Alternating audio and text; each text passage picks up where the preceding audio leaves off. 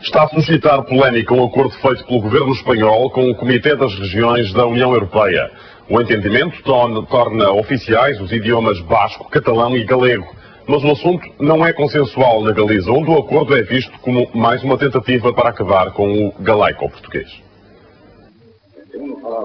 Chegou a ser considerado o 26º eurodeputado português no Parlamento Europeu. José Pousada, da coligação galega, estreou o galego-português em Estrasburgo há mais de 10 anos. Em 94 comecei a falar com grande escândalo por parte dos meus patrícios companheiros castelães ali, que claro, falavam uma língua estranha, diziam que era anti-espanholista. Camilo Nogueira, do Bloco Nacionalista Galego, seguiu-lhe o exemplo. Eu parto da base de que o galego e o português atual são a mesma língua, não?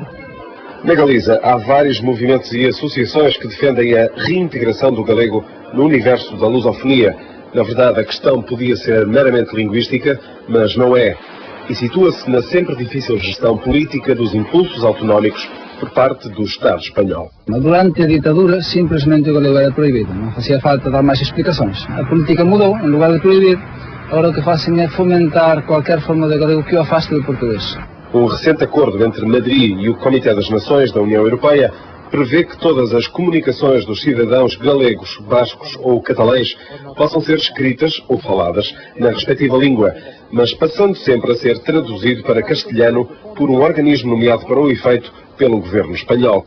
A resposta não se fez esperar. A Associação de Amizade Galiza-Portugal e o Movimento de Defesa da Língua promoveram e enviaram uma petição ao Parlamento Europeu contestando o que dizem ser uma tentativa de segregação linguística.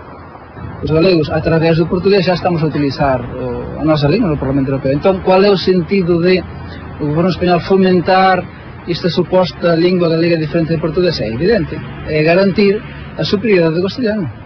Todos os que me traduziram do galego a todas as línguas não tiveram nenhum problema em reconhecer o que eu falava como português. O galego que estou a falar neste momento, não? Basicamente era português que eu falava. Quem tinha que trabalhar nessa altura eram os meus colegas da cabine espanhola. E os portugueses não ouviam. Sempre que há uma intervenção em português em qualquer reunião, a cabine portuguesa cala-se. E para os 200 signatários da petição, assim deve continuar a ser. Mas em Estrasburgo a pretensão galega parece não ter grandes apoios, nem junto dos eurodeputados portugueses e muito menos dos políticos espanhóis. O português é que é uma língua oficial do Parlamento Europeu. A sua matriz originária, com certeza que é o galego, mas há aí uma distinção política que é importante, embora haja uma grande semelhança entre as duas línguas.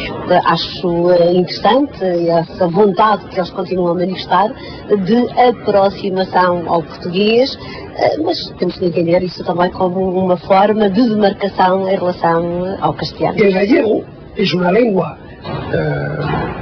que se habla en España, en el noroeste de España, que se parece mucho al portugués, pero son lenguas distintas. Uma visão inteiramente rejeitada pelos autores da petição, que criticam não só a arrogância espanhola, como a apatia portuguesa. O que estão a fazer com o português no Parlamento Europeu, esta oficialização, esta separação do galego respeito do português, não seria admitida no caso do alemão, não seria tolerada no caso do castelhano, seria impensável no caso do neerlandês, que não há nenhum organismo oficial sério, rigoroso, internacional, que reconhece a existência de uma língua galega diferente da portuguesa, como também seria absurdo e ridículo dizer que há uma língua brasileira diferente da portuguesa. E quando queríamos explicar a uma autoridade, sempre éramos rejeitados com esse pudor, esse medo português de irritar os outros, não é? Não. Esse é o caso de Madrid. Em casa tens de estar com medo de Madrid, exatamente. A língua pode até ser a mesma, mas a este respeito, portugueses e galegos estão longe de se entender. Esta questão está mesmo a dividir os galegos. A norte do Minho, o castelhano é a verdadeira língua de trabalho e o galego usa-se sobretudo em casa. O português, na língua como no resto, é praticamente ignorado. Ok, repare, uma diferença entre Portugal e a Galiza. Na Galiza só ficou nisso. Em Portugal foi aproveitado para criar novas palavras, que são mais graves. Quando, por exemplo, um preso está na prisão. A proximidade linguística e geográfica é uma evidência, mas por estranho que pareça, o ensino de português na Galiza é ainda escasso. Resume-se a 7 das 11 escolas de idiomas e alguns institutos. E só agora é que se deram os primeiros passos para a introdução do português como língua estrangeira no ensino secundário. Por oposição, na Extremadura, há mais de 6.000 alunos a aprender português graças a um programa de reforço das relações bilaterais apoiado pela junta local. Uma situação difícil de encarar por parte dos que gostariam de ver a Galiza fazer parte do universo de lusofalantes. A día de hoxe, a língua vehicular que a administración ofrece para a cultura, para a economía, para a política realmente neste país é, obviamente, aínda o castellano.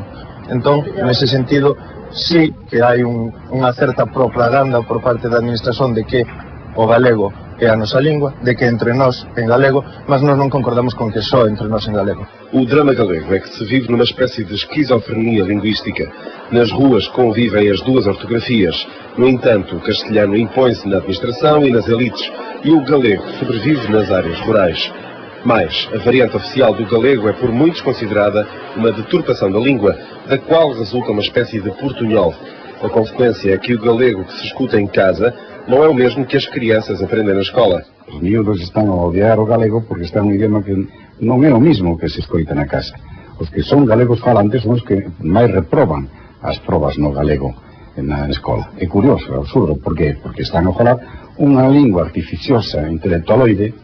O problema é que justamente na Galiza se impús na transición democrática unha norma para o galego que polos creadores da norma pretendían consolidar o galego como unha lingua diferente do portugués, non?